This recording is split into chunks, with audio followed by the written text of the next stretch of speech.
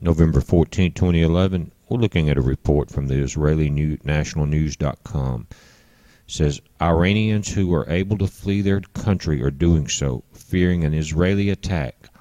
Voice of Israel State Radio reported Sunday Iranian business people who hold dual citizenship with passports from European nations are allegedly leaving in droves. They apparently fear that Israel is preparing to attack Iran's nuclear facilities to eliminate President Ahmadinejad's oft-repeated threat to annihilate the Jewish state. In a radio interview, a Palestinian Authority business owner with strong ties in Iran reported that many Iranians fear a major attack by Israel that would cause terrible damage, especially in Tehran. The source has returned to Israel over the weekend and after spending some time in Iran. On Saturday, an explosion at an Iranian Revolutionary Guards depot near Tehran killed at least 17 soldiers, with some reports claiming that up to 27 people were killed and two locations were involved. The cause of the explosion is not clear. We know what happened. Some people reported when the first explosion came in that it was an accident. So now they've had an accident at two different places. Meanwhile, Israel is indeed refusing to share its plans with anyone, including the United States, raising concerns that it may be planning a loner attack sometime within the next year. The Jewish state last month politely rejected American demands last month for guarantees that Israel would give a heads up in case it decides to attack Iran, said sources quoted by the British Telegraph newspaper. A brief, urgent conversation between U.S. Defense Secretary Leon Panetta, Israel's Defense Minister Ehud Barak, and Prime Minister Benjamin Netanyahu made it clear that the Jewish state no longer intends to wait for permission from the White House to defend itself from Iran if the need arises. Says Panetta allegedly told the two Israeli leaders that President Barack Obama wanted an unshakable guarantee that Israel would not carry out a unilateral military strike without first seeking Washington's clearance. They did not suggest that military action was being planned or was imminent, but neither did they give any assurance that Israel would seek Washington's permission or even inform the White House in advance that a mission was underway. Now, this is a news station there, and they have an amateur video of the explosion. I want to play this. Coming out of Tehran earlier, we had news of an explosion that had rocked the town of Malard. In recent updates, the IRGC confirms the explosion at its military base west of Tehran. Up until now, there's no word on what caused the explosion, but reports say it has left an unknown number of casualties. We'll have more updates on that story as we get it. These are images of Phobos Grant. This is a live track at 8:35 a.m. Central Daylight Time today on November 14th. We're off the coast of Mexico here. The next pass will bring it closer. We're keeping an eye on this because it's Russian-Chinese and because of the saber rattling that's going on. This thing is loaded down with hydrazine, cobalt-57, and again, a lot of the reports say that's a perfect combination for an exploding device that would knock out power grids. It would knock out the electronics in your cars. It would knock out your radios, televisions, knock out the grid. If that happened, you could be going back years as far as technology and electricity. So that's something to think about. And if you had an EMP blast, make sure you are shielded. There's a lot of, you can go to Google and type in Faraday shield. If you've gotten one of the new shortwave radios, make sure it's shielded or it will be useless to you. It will be useless if there were a blast until the atmosphere cleared, because these things don't work line of sight. They bounce off the atmosphere, and with a relatively small power, you can talk around the world. It'll skip around the hemisphere that you're in. But again, keep an eye on this.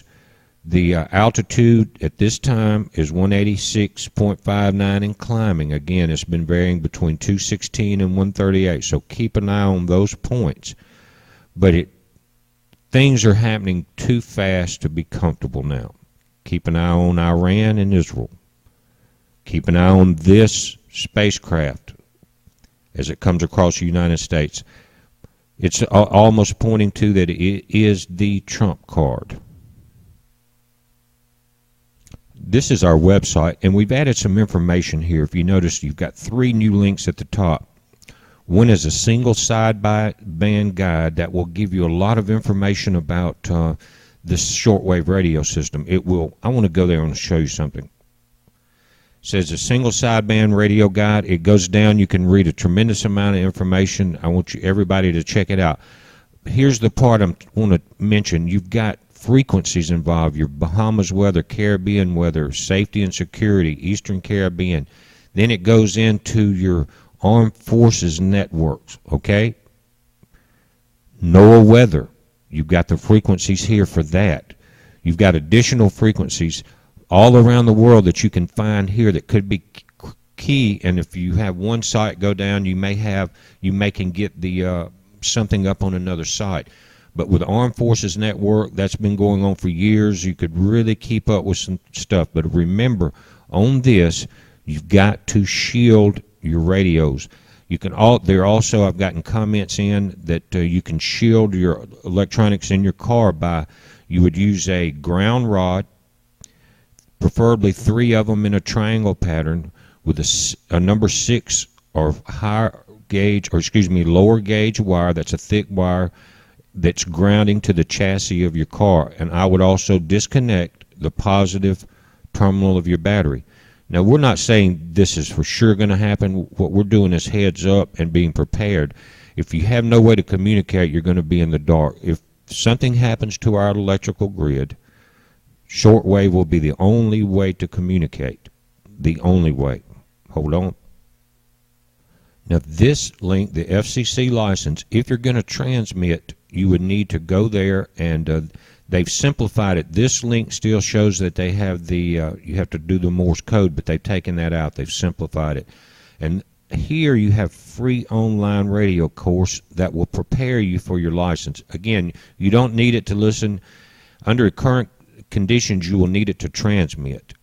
Now, on our website, we've got 3 different type radios. You've got the basic receiver that's hand cranked with a solar panel in the top. National Geographic has come down 40% on these. These are listing about $80 on eBay. You can go factory direct and save some money. The same thing, Cobra has done this in just the last few days since we started listing this radio. Listing it on the channel. It's 26% off. Now, this one will transmit as well as this one. This is one of your bigger base station models. They're expensive. You go into your big power amps. This one, at this price, is just like the CBs in your car. You can take it out, put it in your home. You would need a 12-volt power supply or solar panel running a automobile battery. That will power this unit. Now, that would give you the ability to communicate and listen and to relay from station to station. Again, this unit at that price, you would depend on your power that you're backing it up with, as far as kickers and antennas and things like that.